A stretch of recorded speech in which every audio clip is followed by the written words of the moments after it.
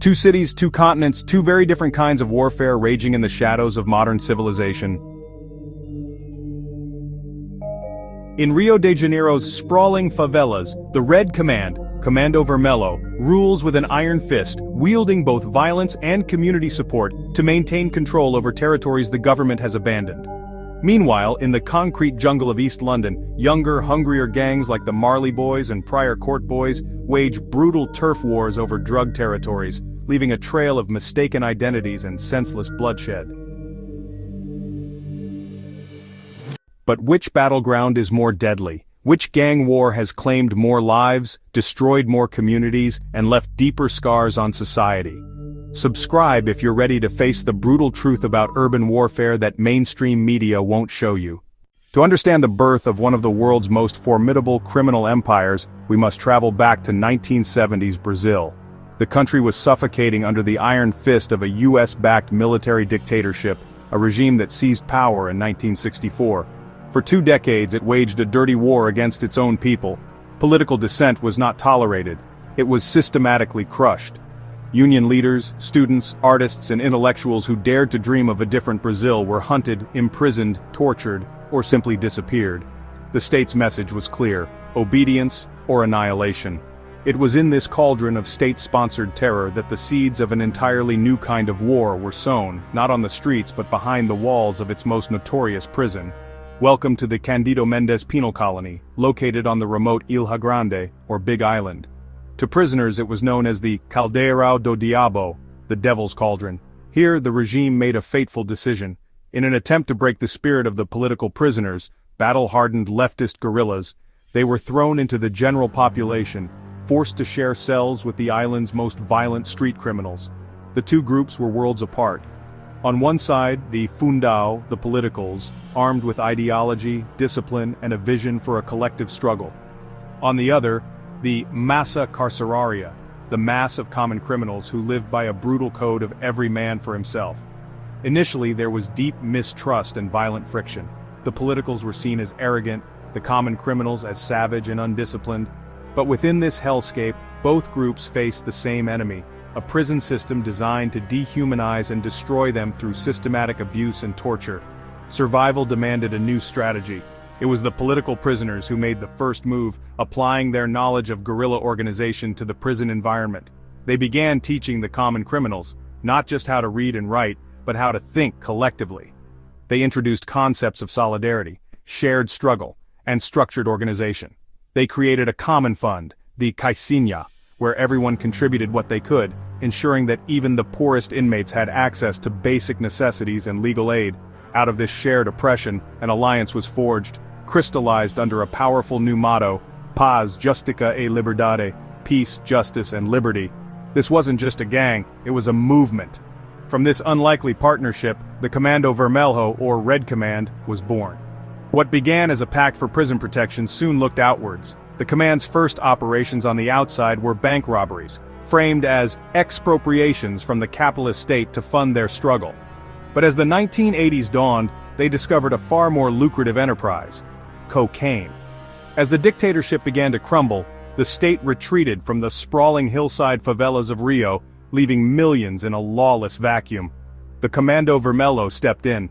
They used their organizational skills to manage the burgeoning drug trade, transforming the favelas into fortified trafficking hubs. By 1985, when democracy returned to Brazil, CV was no longer just a prison gang. It controlled an estimated 70% of Rio's drug distribution points and had established itself as the de facto government in dozens of communities, providing a brutal form of order where the state had failed. Today, the Comando Vermelho is a transnational corporation of crime. With over 25,000 members, its tentacles stretch across South America and into Europe. It manages complex logistical chains, moving cocaine from Bolivia and Colombia, and weapons from Paraguay into Brazil's ports and cities. Its portfolio includes not just drug trafficking, but weapons dealing, kidnapping, and murder for hire, generating hundreds of millions of dollars a year. The political ideology of its founders is a distant memory, replaced by the pure, ruthless logic of a capitalist enterprise built on violence.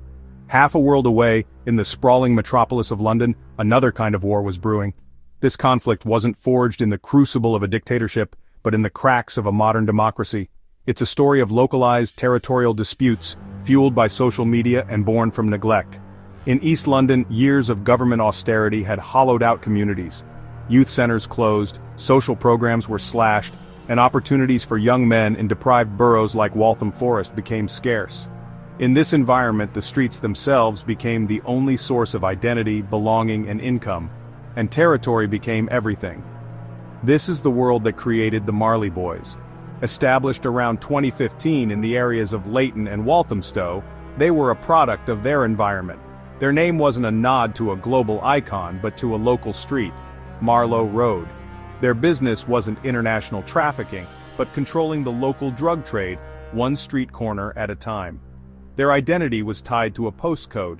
E10 and E17 weren't just addresses, they were flags, badges of honor to be defended at all costs.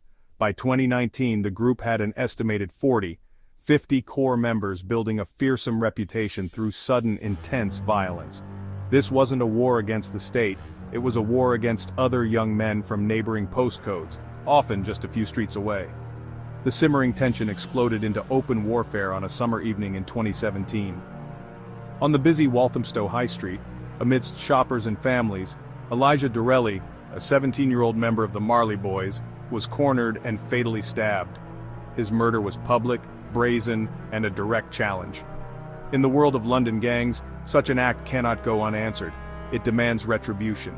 This single death ignited a firestorm. The conflict moved online, where it was amplified and accelerated. Drill music videos became battle cries, with rival gangs releasing tracks taunting each other over the murder, boasting of their own violence and making new threats. Social media platforms like Instagram and Snapchat became digital battlegrounds where insults were traded and vendettas were declared, creating an inescapable 24/7 cycle of provocation. Two wars born from vastly different worlds, one an ideological struggle against a state that mutated into a global criminal empire, the other a hyperlocal turf war fueled by poverty and social media, where territory is measured in postcodes. Both leave a trail of bodies and shattered communities. If you want to understand the complex roots of these conflicts and the lives they consume, hit that subscribe button. We are going deeper into the world's most dangerous criminal organizations, and these are stories that need to be told. From the prisons of Rio to the streets of London, the dynamics of power, violence, and survival are raw and real. If these stories grip you, smash that like button and join our community, because this is just the beginning of what we're uncovering. In the sprawling, labyrinthine favelas of Rio de Janeiro, the Comando Vermelho, or CV, doesn't just control territory, they govern it. This isn't simply a criminal enterprise, it's a complex system of social, economic, and military dominance born from a vacuum left by the state. Walking through the narrow, winding alleys of a community like Favela Fogueteiro, you are stepping into a parallel state in action. Here, the official government's authority is a distant echo, replaced by a more immediate and tangible power. The CV's motto, Paz, Justicia e Liberdade, peace, justice, and liberty, is emblazoned on walls, a constant reminder of who provides the local order, however brutal its enforcement may be. This ideology, forged in the crucible of Brazil's brutal prison system in the 1970s, has evolved into a sophisticated doctrine of community control, one that simultaneously nurtures and preys upon the residents it claims to protect. The first layer of this governance is security. At every strategic entrance and high vantage point, CV foot soldiers, often just teenagers, stand guard. They are the community's eyes and ears, a human surveillance network known as fogueteiros, or rocket men, named for their original role of launching fireworks to signal the arrival of police. Today their tools are radios and encrypted messaging apps, but their purpose is the same, to control who comes and goes. They are armed with a formidable arsenal of high-caliber weapons, much of it smuggled across porous borders from the US, Paraguay, and Venezuela. This isn't just for show, it's a necessary defense against incursions from rival factions like the Terceiro Comando Puro, and the ever-present threat of violent police raids. Beyond military control, the CV operates a sophisticated shadow economy. They collect informal taxes on nearly every aspect of daily life, functioning much like a conventional government but without the bureaucracy. Residents pay a fee for Gatnet, the illegal cable TV and internet services that are often more reliable than official providers. They pay a premium on canisters of cooking gas, a tax on moto-taxi services, and even for parking spaces on the crowded streets. While it is undeniably a system of extortion, it's also a system of provision. In a place where state services are unreliable or non-existent, the CV ensures the gas gets delivered and the internet stays on. They enforce their own set of rules, a strict code of conduct that prohibits theft and other street crimes within their territory. For many residents, this enforced order is a welcome trade-off for the chaos that might otherwise prevail. But perhaps the most effective tool of control is their use of soft power, a calculated investment in the community that builds loyalty and legitimacy from the ground up. The CV understands that to rule the favela, they need the hearts and minds of its people. They build and maintain sports halls to give children an alternative to life on the streets. They fund cultural projects, distribute food baskets, and sponsor community parties. They provide a swift, if brutal, form of justice and a sense of security in neighborhoods where the police are often seen not as protectors, but as a hostile, occupying force. In one such gym, a local wrestling coach dedicates his life to this very principle. His work is funded, in part, by the local drug trade, a complex reality he has made his peace with. His own story is steeped in the violence that defines Rio. His father, a police officer, was murdered when he was just 2 years old, a casualty of the state's war against the very forces that now indirectly support his mission. The government doesn't come here to help, he explains, his voice heavy with resignation. We don't have help here. We don't have a government that looks at us and says, let's build a sports project here. They don't. So who helps? The ones who are here every day. That's life, you know? We live in the favela. You adapt or you don't survive. I see these kids and I see myself. I want to give them a focus, a discipline, something that keeps them from picking up a gun. But this fragile peace is maintained by the constant threat of extreme violence. The scale is staggering. In the last year, over 3,500 murders were recorded in Rio de Janeiro state. That's an average of almost 300 killings every single month. The violence is a complex tapestry of gang-on-gang warfare and brutal police interventions. Data from conflict monitoring groups shows over 2,500 shootings in CV-controlled areas alone, with a shocking one-third of these incidents occurring during official police operations.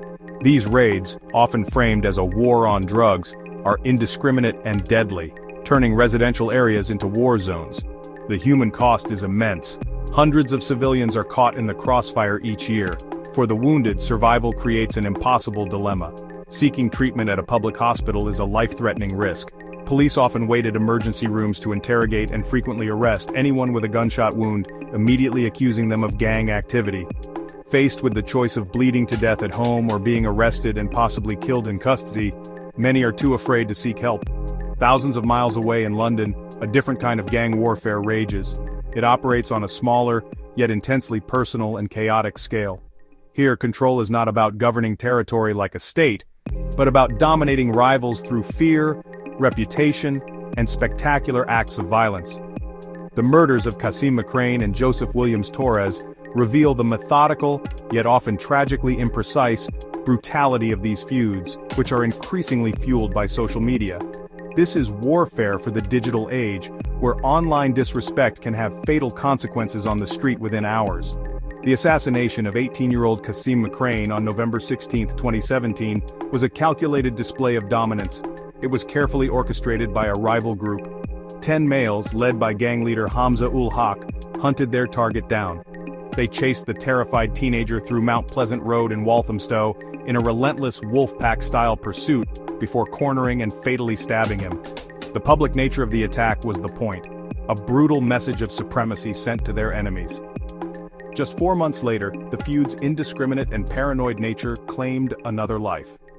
On March 14, 2018, 20-year-old Joseph Williams Torres was sitting in a parked van with a friend in Walthamstow. Masked gunmen, members of the same gang that killed McCrane, approached and opened fire, believing they were assassinating a key rival. But they had the wrong man. Joseph Williams Torres, a young man with no gang affiliation who was just weeks away from his 21st birthday, was killed simply because of his resemblance to their intended target. He happened to be wearing similar clothing, including a dark jacket and a beanie hat. In the paranoid world of London's gang wars, a simple item of clothing can be a death sentence. His murder was not an execution, It was a fatal error born from a culture of reckless, retaliatory violence. The cycle of retribution continued.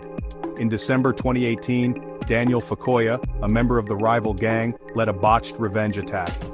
He drove a stolen Volvo at high speed into enemy territory in Leighton, armed with a terrifying arsenal, a loaded handgun, large knives, and bottles of ammonia.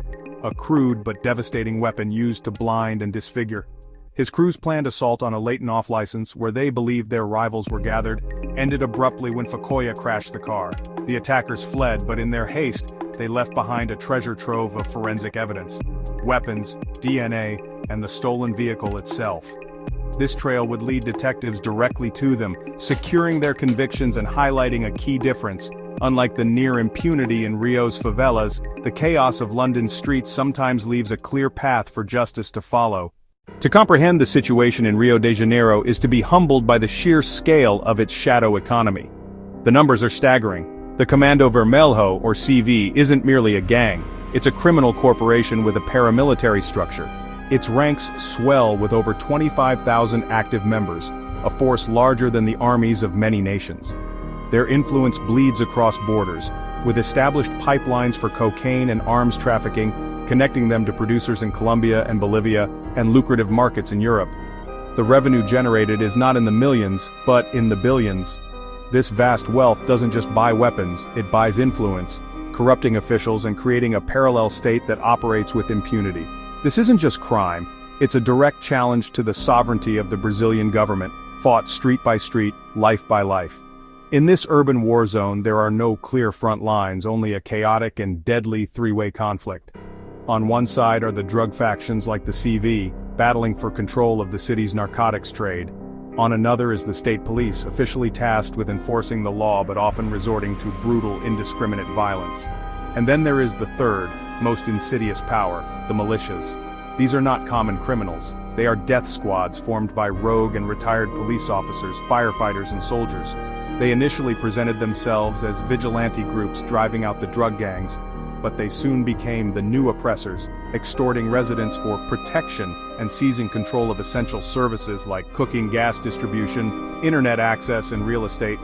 For the people trapped in these communities, it's a horrifying choice between three violent masters. The state's response is often personified by the BOP, an elite tactical unit whose skull and daggers insignia promises no quarter.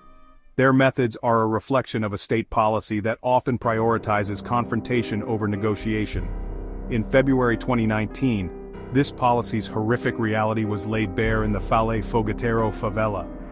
Following a firefight, 13 men surrendered to the BOP. Witnesses and forensic evidence later confirmed the unthinkable. The men were unarmed, some already wounded and restrained, when they were systematically executed. The official report claimed they died in a confrontation, a narrative that crumbled under scrutiny but resulted in little to no accountability. This was not an anomaly, it was a symptom of a war where the rules of engagement have been abandoned and the lives of the poor are deemed expendable. Amidst this violence, millions of ordinary Brazilians simply try to live. The favelas are not just slums, they are vibrant communities, cities within a city, but they are communities abandoned by the state. Where the government fails to provide paved roads, reliable electricity, or basic sanitation, the gangs or militias step in. They become the de facto authority, providing a crude form of security and order, all while cementing their control. This creates a deeply distorted reality for the next generation. Children grow up in a world where the lines between right and wrong are hopelessly blurred. They see local gang members as both terrifying threats and figures of power and success. For a boy with few options, whose school is underfunded and whose prospects for legitimate work are non-existent, the allure of the gang can be overwhelming. It offers money, status, and a sense of belonging. Recruitment starts young, with children as young as 10 or 12 acting as lookouts, or olheiros. From there, they graduate to drug runners, and finally, to soldados. Foot soldiers in a war with a brutally short life expectancy. Think about that. Children who should be in school, forced to become lookouts and soldiers. This isn't a distant problem, it's a human rights crisis fueled by poverty and neglect. If you believe these children deserve a chance at a real future, a life beyond the crossfire, please subscribe and share this video. Spreading awareness is the first step toward demanding change. Thousands of miles away, another war is being fought on the streets of East London. The scale is different. There are no armored personnel carriers or sprawling territories held by thousands of soldiers. Here, the violence is more intimate, more surgical, but its impact on communities is just as devastating. The battlegrounds are postcode districts, the rivalries fueled by years of austerity that have stripped communities of youth centers and support networks, leaving a vacuum filled by nihilism and violence. When this violence erupts, the British legal system responds with formidable force. The case of Hamza ul Haq, a leader of the Hainault gang, is a stark example. For his role in 2 separate murders, he received 2 life sentences with a minimum term of 64 years. The message was clear: the state will remove you from society permanently. This severity is amplified by laws like joint enterprise, which can see an entire group convicted of murder, even if only one person delivered the fatal blow. Yet, while the sentences are long, they often feel like a reactive measure, a punishment after the tragedy has already unfolded, doing little to deter the next wave of disenfranchised youth. His associates also received heavy sentences, ranging from 14 to 21 years. Daniel Fakoya, who attempted a mass shooting at a cinema, was handed 15 years with an extended license to monitor him after release. The justice system is efficient at processing the perpetrators, but the violence is constantly evolving. Conflicts that once started over drug turf or personal insults are now ignited and amplified online.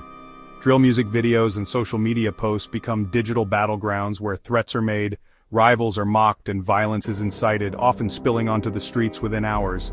And in this model of gang warfare, the casualties are tragically arbitrary. The story of Joseph Williams Torres is a chilling testament to this. A 20-year-old with a passion for graphic design, he had no involvement in gangs, no criminal record. His only mistake was being in the wrong place at the wrong time, perhaps wearing the wrong color clothes. He was mistaken for a rival and murdered in a case of mistaken identity. He is the ultimate casualty of the London model. An innocent life extinguished not in a battle for billions, but for a postcode, for a perceived slight, for nothing at all. His death highlights the profound random cruelty of a conflict that consumes not just its participants, but anyone who happens to wander into its path. Brazilian law enforcement faces a fundamental problem. They're part of the violence, not the solution. Police militias operate protection rackets in favelas, extorting residents and establishing their own criminal enterprises. CV has learned to coexist with corrupt officials, paying bribes when necessary while maintaining armed resistance to law enforcement incursions. Metropolitan Police response in East London shows the difference between functional and failed states. Operation Scepter specifically targeted knife crime and gang activity. Detective work was methodical. CCTV analysis, forensic evidence, witness testimony, and digital forensics all combined to build airtight cases. The successful prosecutions of ul Haq, Fakoya, and their associates demonstrate how effective policing can dismantle gang leadership. However, the cycle continues. New members step up to replace those imprisoned and territorial disputes persist. In raw numbers, Rio's favela wars dwarf London's gang conflicts. CV operates on an industrial scale. They're not just a gang, they're a parallel state governing millions of people through violence and social services. The monthly death toll in Rio exceeds London's annual gang-related fatalities, but London's violence carries a different kind of lethality, precision targeting that can destroy lives with surgical efficiency. Rio's gangs kill more people, but London's gangs might be more deadly per capita within their spheres of influence. CV's violence is systemic and institutional. London's gang violence is personal and vindictive. In the favelas, entire generations grow up knowing no other authority than criminal organizations. The wrestling coach's story, losing his police officer father to gang violence at age 2, then dedicating his life to giving kids alternatives, illustrates both the problem and the attempted solutions. But when gang members bring their own children to the gym because they want them on the right path, it reveals the complex relationship between community and criminality in the favelas. Joseph Williams Torres had great plans for his life before being gunned down weeks before his 21st birthday. Kasim McCrane was just 18 when chased through Walthamstow streets and fatally stabbed. The London model destroys potential rather than infrastructure. Each death eliminates not just an individual but their entire future, careers, families, contributions to society that will never materialize. Both Rio and London reveal how gangs fill voids left by legitimate institutions, but in vastly different ways. Rio's favela wars represent a more complete breakdown of state authority and social order, making them objectively more deadly. But London's gang conflicts reveal how quickly civilized society can descend into tribal warfare, making them perhaps more frightening in their implications for urban communities worldwide. In both cities, the real tragedy isn't just the body count, it's the potential lost, the communities fractured, and the young lives consumed by conflicts that offer no real winners, only survivors and casualties. This isn't just content. This is a call for awareness, for change, for humanity. If you've made it this far, you care. Subscribe, share this video, and let's build a community that refuses to look away from these harsh realities. Hit that notification bell so you never miss our deep dives into the stories that matter, like this video if it opened your eyes. Comment below with your thoughts. Which city's gang problem shocked you more?